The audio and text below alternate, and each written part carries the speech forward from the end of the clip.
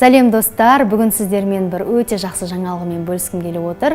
Өздеріңіз білесіздер, шамасы 2 апта бұрын мен өзімнің баламды түсінгім келеді атты онлайн марафон өткізген болатынмын. Ол жерге 58 адам қатысып, әртүрлі қалалардан, әртүрлі аналармен танысқан болатынмын. Сабақ біткен соң маған өте көп алғыс хаттар келді. Сонымен қатар үлгере алмай қалдық, келесі марафон қашан болады, біз естімей қалдық деген хаттар да көп келіп жатты. Сондықтан да көп ойланбастан мен өзімнің жеке сайтымды аштым. Жеке сайтымда өзімнің онлайн курстарымды ұсынып отырмын. Жалпы осы алғашқы онлайн курсымда баламды түсінгім келеді атты сабақты ұсынамын.